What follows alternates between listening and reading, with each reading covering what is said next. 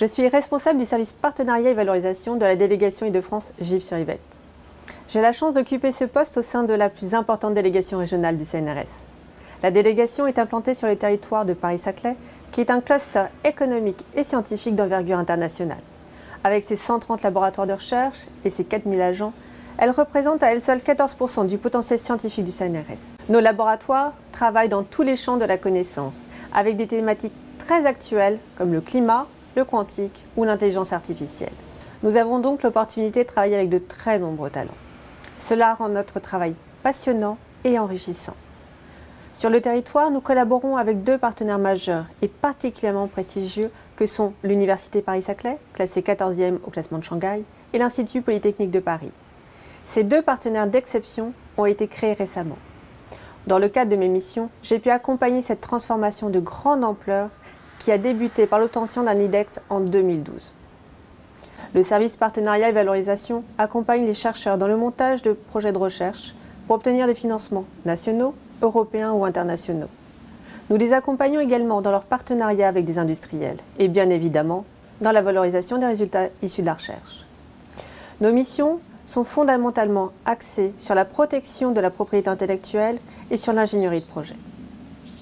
À mon arrivée en 2011, le service était composé de 9 personnes. Aujourd'hui, nous sommes 26. Cette évolution est due à deux événements majeurs. Tout d'abord, l'élargissement progressif de nos activités, mais aussi à un changement des périmètres des délégations régionales d'Île-de-France. Nous avons ainsi vu notre périmètre de laboratoire, et donc d'activité, augmenter de 30% entre 2016 et 2019. En 2015, la délégation régionale se préparait à reprendre la gestion de 21 unités mixtes CNRS École Polytechnique. La déléguée régionale de l'époque m'avait confié une mission, mutualiser. Avec mon homologue de l'École Polytechnique, nous avons discuté de nos forces et faiblesses dans l'accompagnement des chercheurs de ces unités. Nous avons par exemple fait le constat que les chercheurs appréciaient particulièrement l'accompagnement de proximité des agents de l'école et les compétences CNRS sur les projets européens.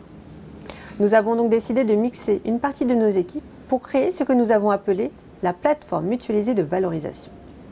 Cette équipe est formée d'agents du CNRS et de l'école autour d'une priorité, simplifier les démarches des chercheurs. Chaque laboratoire a un interlocuteur unique pour ses projets avec les industriels et ses projets de valorisation et un interlocuteur unique pour les projets européens. Cet interlocuteur connaît les procédures internes des deux établissements. C'est également l'unique interlocuteur pour les partenaires extérieurs. Il parle d'une seule fois pour le compte des deux établissements. Cette unité face à nos partenaires extérieurs est une réelle force pour affirmer nos positions. Le dialogue avec mon collègue de l'école, ses équipes et les miennes ont été franches et ouvertes. Nous avons dû élaborer de nouveaux processus, accompagner le changement, mais aussi adapter nos modes de management. Un climat de confiance s'est installé au fil de nos interactions. C'est la base de cette équipe. Aujourd'hui, 4 ans après sa création, cette plateforme est plébiscitée par tous les laboratoires.